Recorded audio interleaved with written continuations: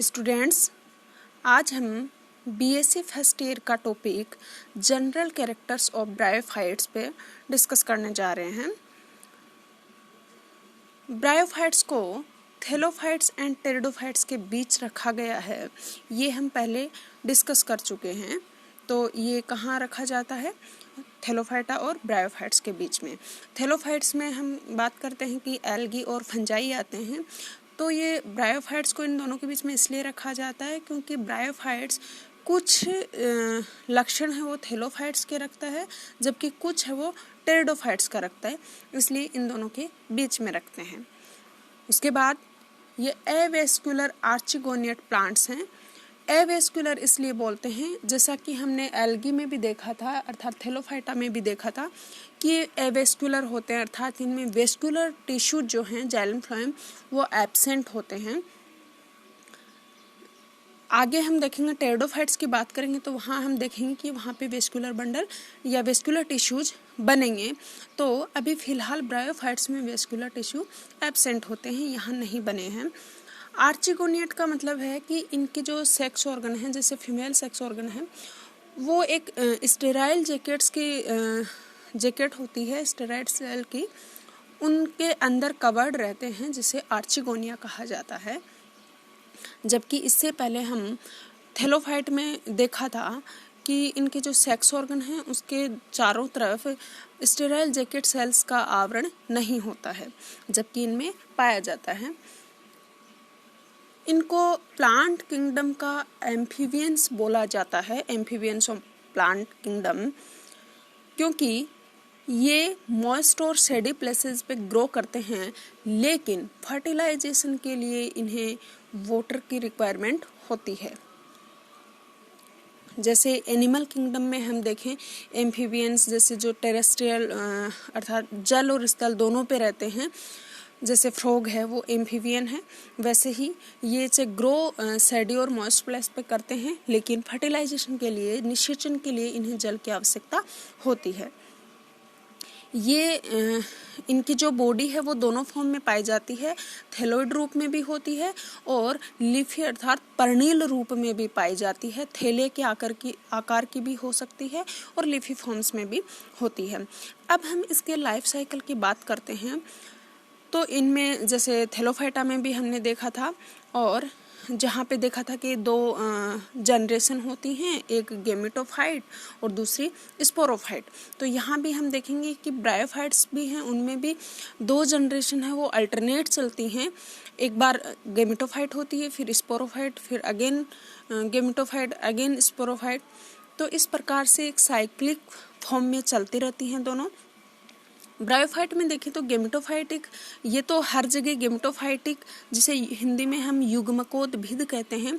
युग्मकोद्भिद हमेशा हैप्लॉइड एगोनित होती है, जबकि जो स्पोरोफाइट या बीजाणुद्भिद होती है वो डिप्लॉइड होती है, 2n होती है। ब्रायोफाइट्स में मेन बॉडी प्लांट है वो गेमेटोफाइटिक फेज में रहता है।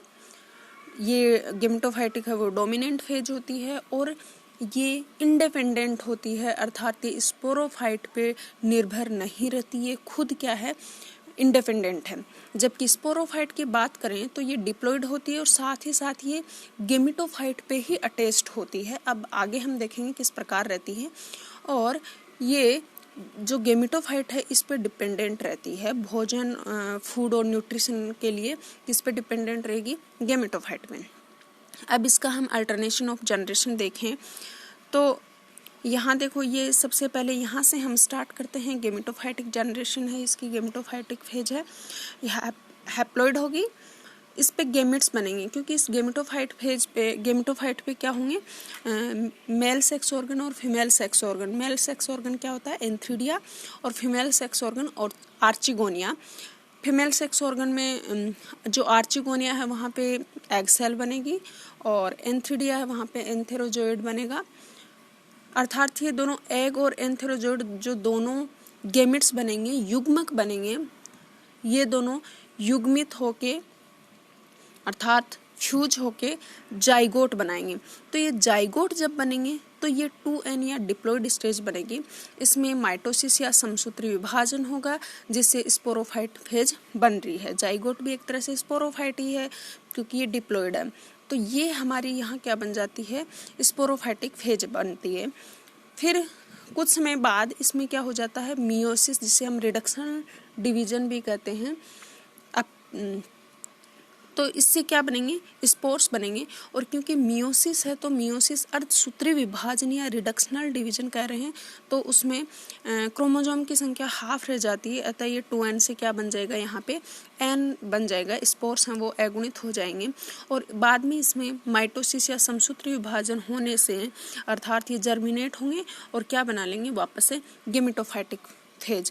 तो ये दोनों हैं वो अल्टरनेट चलती हैं, एक बार गेमेटोफाइट एक बार स्पोरोफाइट, और दोनों साइक्लिक फॉर्म में चलती रहती हैं। इसलिए इसे हम कहते हैं अल्टरनेशन ऑफ जनरेशन। एक दूसरे के अल्टरनेट होती हैं, एक बार गेमेटोफाइट एक बार स्पोरोफाइट, अर्थात एक बार युग्मकोद्भिद एक बार बीजाणुद्भिद, इस तरीके से। इसीलिए अल्टरनेशन ऑफ जनरेशंस कहा जाता है। लेकिन आपको ध्यान रखना है, इसमें गेमेटोफाइट फेज है वो मैन बॉडी प्लांट होता है।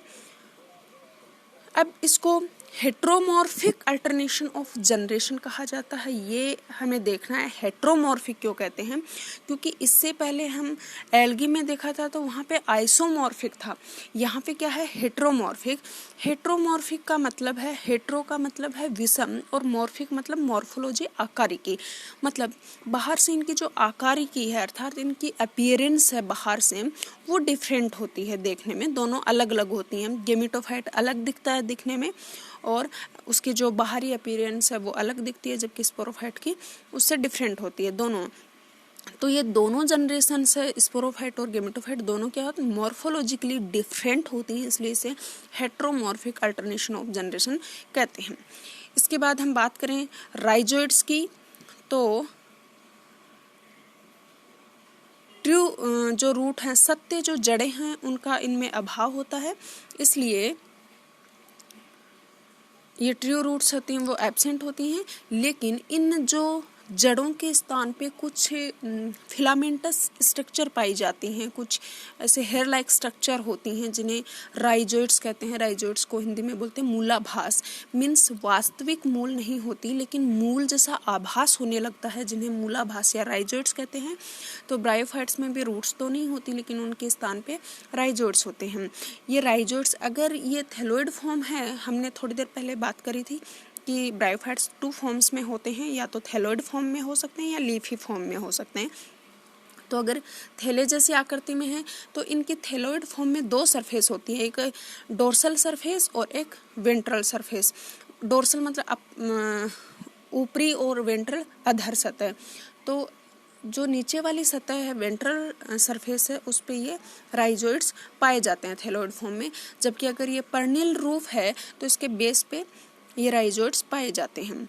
अब ये राइजोइड्स या तो एक कोशिकीय हो सकते हैं यूनिसेलुलर, या फिर मल्टीसेलुलर बहुकोशिकीय हो सकते हैं। अगर ये एक कोशिकीय हैं तो ये आगे हम नेक्स्ट वीडियो में इनका ब्रायोफाइट्स का क्लासिफिकेशन पढ़ेंगे। वहाँ देखेंगे कि इनको 3 क्लासेस में बांटा गया है, हिपेटिकोप्सिडा, एंथोसिरोटॉप्सिडा और ब्रायोप्सिडा। हिपेटिकोप्सिडा को लिवरवर्ट्स कहा जाता है, एंथोसिरोटॉप्सिडा को हॉर्नवर्ट्स कहा जाता है और ब्रायोप्सिडा है वो मोसेज या मसाई है। तो जो पहली 2 क्लासेज हैं हिपेटिकोप्सिडा और एंथोसिरोटॉप्सिडा, इन दोनों में राइजोइड्स होते हैं वो एक कोशिकीय होते हैं, जबकि जो लास्ट क्लास है ब्रायोफाइटा की ब्रायोप्सिडा, उसमें बहुकोशिकीय होते हैं और साथ ही शाखित होते हैं ये राइजोइड्स उसमें। इसके बाद हम देखें स्केल्स की बात करें तो कुछ ऑर्डर्स में इसके जो ब्रायोफाइट के कुछ गण हैं उनमें स्केल्स भी पाए जाते हैं जो कि थैलस को प्रोटेक्शन देने का काम करते हैं, प्रोटेक्ट करते हैं, उसको सुरक्षा देने का काम करते हैं, जैसे मार्केंसियल्स में। लास्ट हम बात करते हैं रिप्रोडक्शन की, तो इसमें जो वेजिटेटिव या कायिक जनन है वो कुछ स्ट्रक्चर्स जैसे जेमी है, मार्केंसिया में देखेंगे ट्यूबर्स है, कंद, इनकी सहायता से वेजिटेटिव या कायिक जनन होता है। अब बात करें सेक्सुअल रिप्रोडक्शन, तो इसमें सेक्सुअल रिप्रोडक्शन है वो oogamous टाइप का होता है। इसमें जो मेल सेक्स ऑर्गन होता है उसको एंथीडिया कहा जाता है और फीमेल सेक्स ऑर्गन को आर्चिगोनिया कहा जाता है। तो इसको हम लाइफ साइकिल देखें तो ये यहाँ से स्टार्ट करते हैं गेमेटोफाइट से, जो कि डोमिनेंट फेज होती है। इसके ऊपर आर्चिगोनिया और एंथ्रीडिया होते हैं। आर्चिगोनिया क्या है, इसका फीमेल सेक्स ऑर्गन है। एंथ्रीडिया है वो इसका मेल सेक्स ऑर्गन है।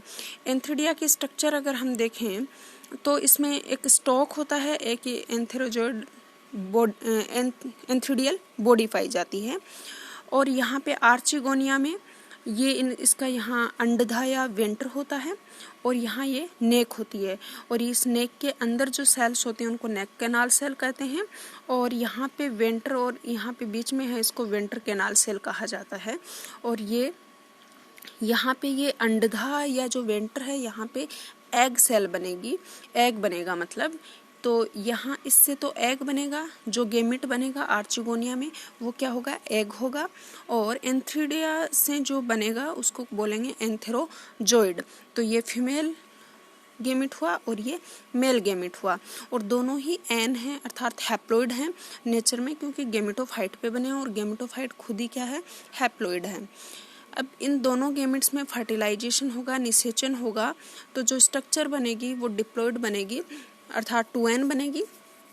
ये एम्ब्रियो बनेगा अर्थात स्पोरोफाइटिक स्टेज यहाँ पे बनेगी। अब इसमें बार बार माइटोटिक या समसूत्री विभाजन होगा। देन आफ्टर स्पोरोफाइट है उसमें रिडक्शनल डिवीजन होगा अर्थात अर्धसूत्री विभाजन होगा, जिससे स्पोर फॉर्मेशन होगा, मतलब बीजाणुओं का निर्माण होगा।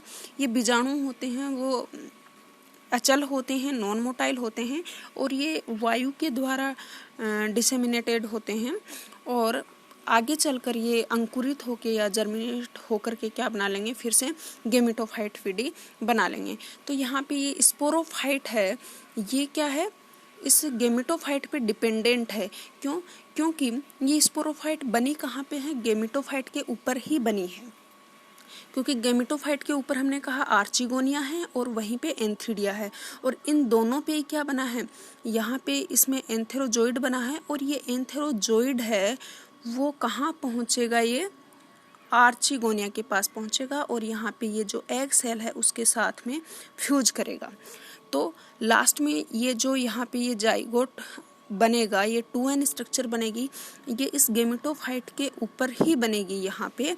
और फिर यहाँ पे ये स्पोरोफाइट बनेगा। तो ये स्पोरोफाइट किससे अटैच्ड है, ये गेमेटोफाइट के ऊपर ही अटैच्ड है और इसी पे डिपेंडेंट है फूड एंड न्यूट्रिशन के लिए, इसलिए इसे डिपेंडेंट फॉर्म बोला जाता है, फेज बोला जाता है। जबकि गेमेटोफाइट है वो इसकी ब्रायोफाइट की इंडिपेंडेंट फेज है।